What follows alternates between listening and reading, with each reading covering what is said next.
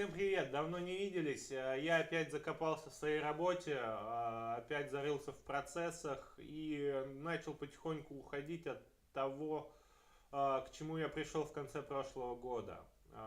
Почему так произошло? Ну, наверное, потому что человек– существо, которое может адаптироваться к любым условиям. Неважно, в каких условиях мы очутились и кто нас в них поставил, мы к ним привыкаем. Особенно, когда есть еще общественное мнение, общественное давление какое-то, когда все делают так же, ты потихоньку сдаешься и начинаешь повторять за всеми. С одной стороны, потому что боишься перемен, с другой стороны, потому что так удобней. И, наверное, так проще. Да, и что-то должно произойти в какой-то момент, что должно тебя вернуть обратно. Какая-то фраза, какая-то деталь, какая-то стрессовая ситуация, возможно, что-то, что натолкнет тебя на размышление, что все происходит не так, как должно было быть. В прошлом году это стали определенные приступы, стрессы, которые привели меня в больницу. А в этом все обошлось гораздо проще. Я наткнулся на одно видео, которое было для меня очень полезным и интересным. С одной стороны, оно может показаться непонятным, каким образом оно говорит о том, о чем говорю сейчас я. С другой стороны, если вдуматься в него, оно несет очень сильный, глубокий смысл для меня, по крайней мере. И я хочу им поделиться с вами. Что это за видео? Это презентация первого айфона. Это 9 января 2007 года. Это Америка. Это инновационный продукт, которого никогда не было на рынке. Мало кто знает, что первый смартфон придумала компания Apple. То, чем пользуемся мы сейчас в обычной жизни, это была революция. Это не просто так, оно само по себе появилось.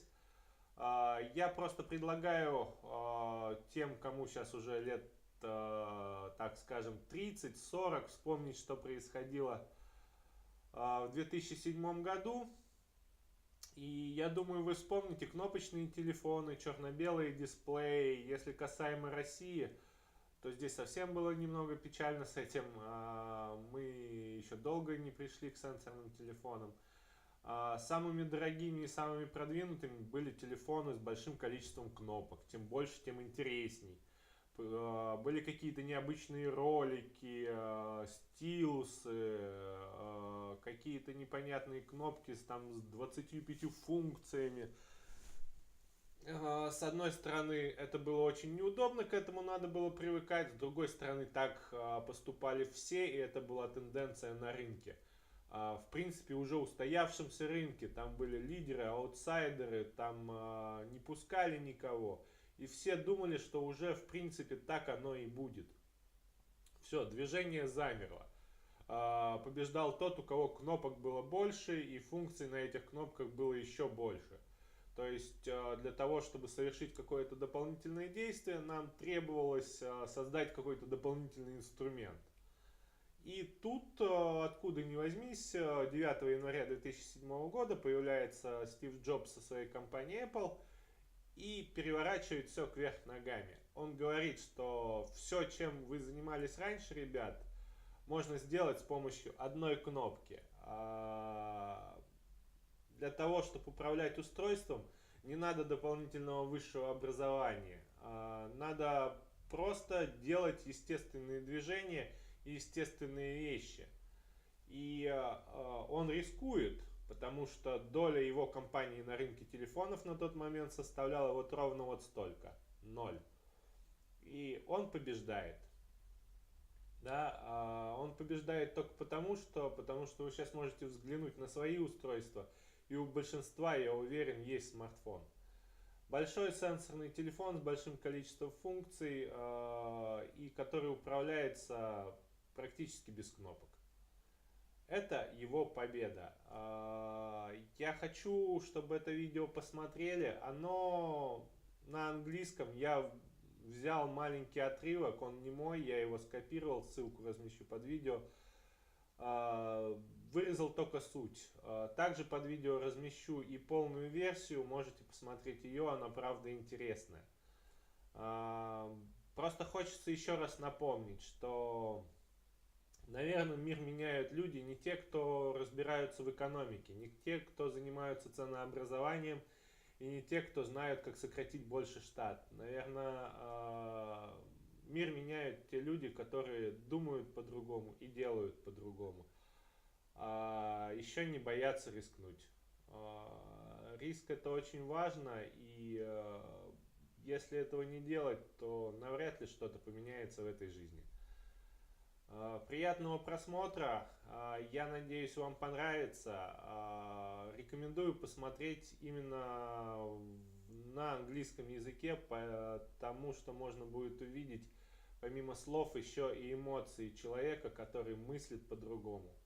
Эмоции человека, который способен поменять мир. Это не человек в пиджаке, это человек, у которого мозги работают в другую сторону. Он делает так, как правильно, а не так, как нужно.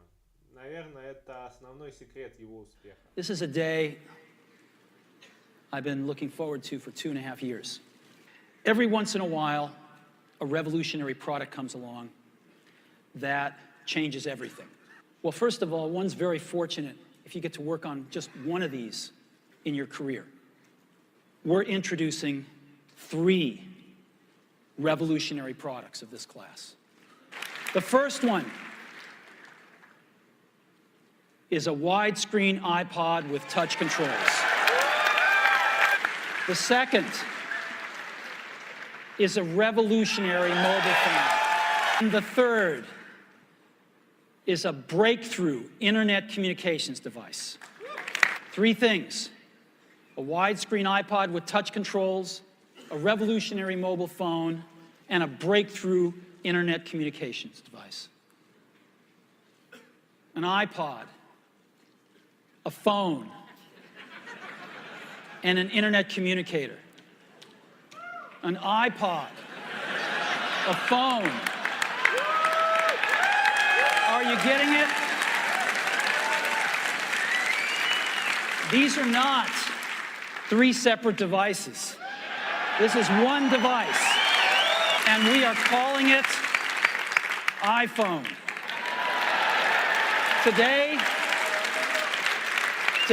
Apple is going to reinvent the phone. And here it is. Let me talk about a category of things. The most advanced phones are called smartphones, so they say. And the problem is that they're not so smart and they're not so easy to use. They're really complicated. Just for the basic stuff, people have a hard time figuring out how to use them. This is what iPhone is, okay?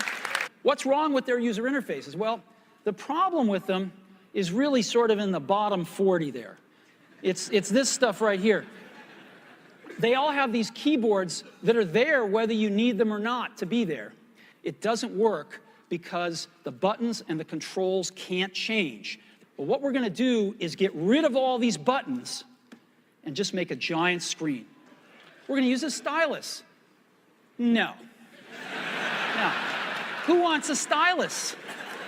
You have to get them and put them away and you lose them. Yuck. We're going to use the best pointing device in the world. We're going to use a pointing device that we're all born with. We're born with 10 of them. We're going to use our fingers. And we have invented a new technology called multi-touch, which is phenomenal. It works like magic. And boy, have we patented it. And here's the quote. People who are really serious about software should make their own hardware. You know? Alan said this 30 years ago. We've designed something wonderful for your hand. And this is what it looks like. It's got a 3.5-inch screen on it. It's really big. When you bring iPhone up to your ear to take a phone call, it turns off the display and it turns off the touch sensor instantly. Well, why do you want to do that? Well, 1, to save battery, but 2, so you don't get spurious inputs from your face into the touch screen. Just automatically turns them off, take it away, boom, it's back on. All righty. And to unlock the phone, I just take my finger and slide it across. Right? You want to see that again? Go to sleep. We wanted something that you couldn't do by accident in your pocket, and just slide it across, boom. Well, how do I scroll through my list of artists? How do I do this? I just take my finger and I scroll. That's it. All right. I could play with this for a long time. We have touch controls on here, of course. Isn't that awesome? Pretty cool, huh? We've just started. I was giving a demo to somebody a little while ago who'd never seen this before inside Apple. And I finished the demo. I said, "What do you think?" They told me this. He said, "You had me at scrolling." I could turn on a speakerphone like this if I wanted to. Hello, Steve. Hey, Johnny, how you doing? I'm good. How you doing? Well, it's been 2.5 years, and I can't tell you how thrilled I am to make the first public phone call with iPhone. Whoa, what is this? I've got another call coming in. Johnny, can I put you on hold for a minute? Yeah, sure. Okay.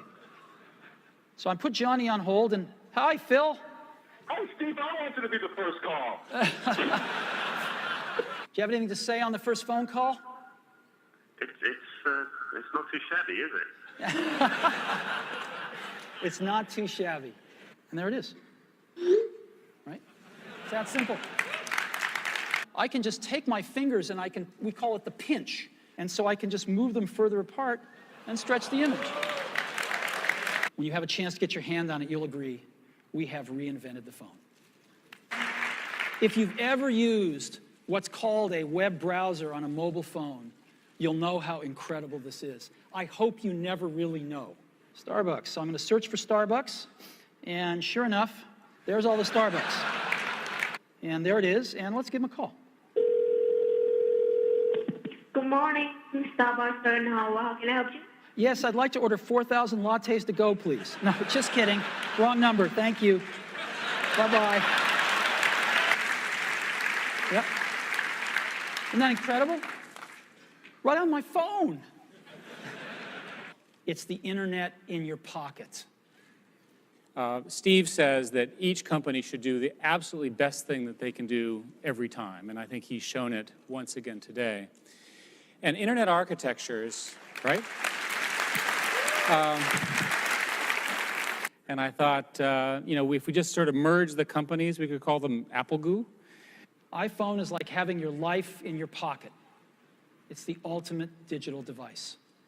People spend $499 on this combination.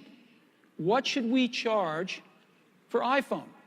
For 4 gigabyte model, we're going to price it at that same $499. No premium whatsoever. We're going to be shipping these in June. We're announcing it today because with products like this, we got to go and get FCC approval, which takes a few months. And we thought it'd be better if we introduce this rather than ask the FCC to introduce it for us. Clicker is not working. All right. They're scrambling backstage right now. You know, when I was in high school, Steve Wozniak and I, mostly Steve, made this little device called a TV jammer. And it was this little oscillator that would put out frequencies that would screw up the TV. And Woz would have it in his pocket.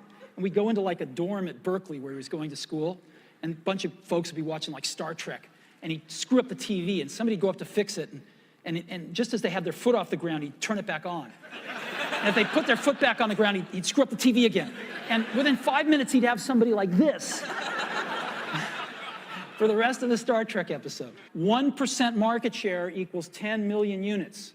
This is a giant market. If you just 1% market share, you're going to sell 10 million phones. And this is exactly what we're going to try to do in 2008, our first full year in the market. Today, we've added to the Mac and the iPod, we've added Apple TV, and now iPhone. The Mac is the only one that you really think of as a computer. Maybe our name should reflect this a little bit more than it does.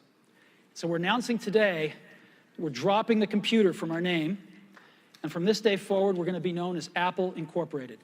We've been so lucky at Apple. we've had some real revolutionary products. The Mac in 1984 is an experience that those of us that were there will never forget. And I don't think the world will forget it either. The iPod in 2001 changed everything about music. And we're going to do it again with the iPhone in 2007. There's an old Wayne Gretzky quote that I love. I skate to where the puck is going to be, not where it has been. And we've always tried to do that at Apple, since the very, very beginning. And we always will.